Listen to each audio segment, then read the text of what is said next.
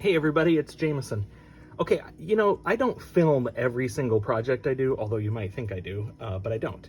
This is one of those where I hadn't been filming it, and as this thing progresses and it gets more and more ridiculous, I decided this time to just turn on the camera. So let me take you on a quick historical journey of this hideous piece of glass that you see in front of you. First, I had some other projects going in the kiln. I just was kind of eager to fill the space. And I have this beautiful vitrograph, and I don't know the color for sure, but I'm fairly certain at this point that it's mink, and I can explain that in a little bit. But this was the vitrograph that was gifted to me, and I decided I wanted to use it in a project, and I wanted to see if it would react at all with French vanilla. So let me start with, I have an 8x12 stainless steel mold, like a former. And so I put that on my kiln shelf with some paper underneath. It's lined with 1/8" fiber paper. You've seen me do other videos of that type of construction before. Then I put a layer of Tecta in the bottom. I just used scrap. It was, a couple of like 3 squares and 1 long strip of Tecta, just because it was going to be on the bottom and I didn't care what it looked like. I just wanted a layer of glass. Then I had these 4" strips of French vanilla, and it was the rolled edges. And as you can see over here, hopefully you see how that's clear, you can see where the rolled edges had ended, and I didn't care. So I just butted these things up. The actual rolled edge is on the side, although it ended up being fairly square because of the way it fused in the mold. But clear underneath, French vanilla on top. I filled these in with a couple of chunks of clear Tecta just to let it level out. Then I placed this vitrograph on here, and that's it. That was it. That was all that was on there, was the vitrograph. Fired it to a full fuse. It came out, but looked a little boring to me. So then I decided that I had some peacock scrap. So I decided to use the peacock blue scrap that I had, and I put chunks of peacock on there. And I wondered if it would react with the French vanilla. Well, by golly, it sure did. So you can see, where it's actual peacock here, for instance, here in the middle where it was laying on top of this vitrograph.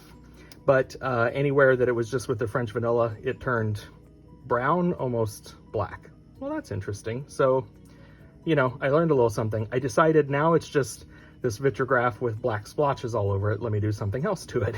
So in a subsequent firing, I added frit. So there's turquoise frit here that you can see kind of sprinkled across it. It was coarse frit.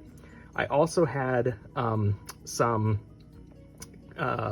clear Tecta dots or baubles or whatever you want to call them, nuggets.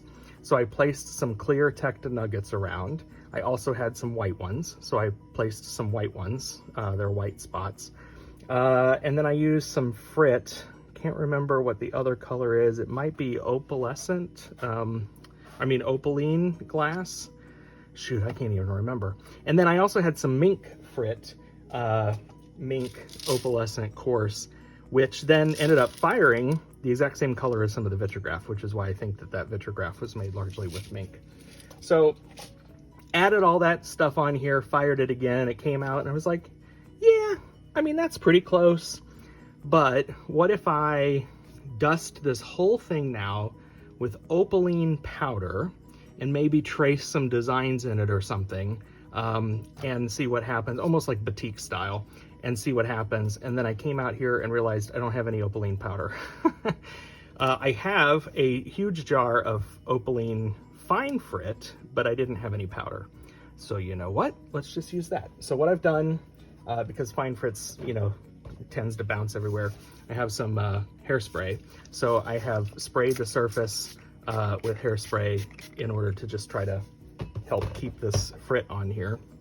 Now what I'm going to do is take this fine frit and just very carefully and kind of low to it dust this opaline all over it and put a fairly decent layer on here. And then I'm still gonna trace some designs in here a little bit, but I'm thinking if I'm not too heavy with the opaline, it'll strike at full fuse temperatures and you might be able to see some of that pattern through it. And I don't know, maybe it'll be cool. So what's that? This will be like the 5th or 6th time I think that this is going into the kiln, and I don't know what it's going to become, other than right now it's just becoming a learning opportunity for me. And my mantra here, I'm learning, and I'm just inviting you along on the learning journey.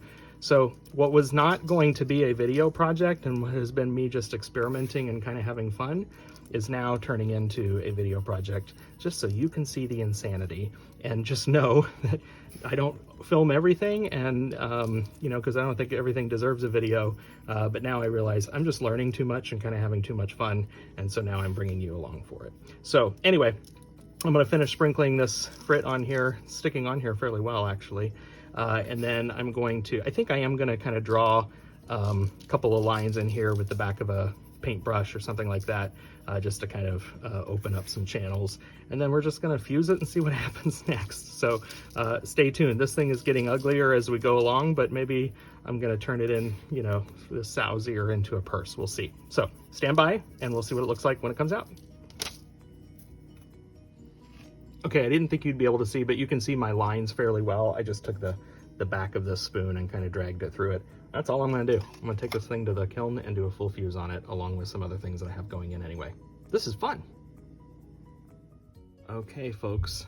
Well, I fired it, and I don't think this is gonna come across in the video as much as it does in person, but man, I really messed this up. So now it's ugly, and now I really don't know how to recover from this. So the Opaline did what Opaline does, and it did strike, but it's all kind of mottled looking, and let's see, this is probably not a great video. Trying to figure out how to get this the best for you to see, but it's just ugly. And I thought it was ugly before, but now it's really ugly. So, you know, not everything comes out great, and there's always learning opportunities. You know what I learned? I'm not gonna do that again. And I don't know what to do with this, honestly, because I just don't even know how to salvage it. I guess on the back end, it's kind of a blank canvas, but I'm not going to do too much with this. What I do think, though, is that I'll hang on to it. Even, you know, maybe I've been experimenting with drop molds, and so maybe if I make a square drop mold, then I can use this as a blank to kind of test the mold and see what I think about it. But other than that, I'm not sure there's a lot of value in this. So anyway, hope you learned something like I did. If you like this, subscribe for more videos. Thanks.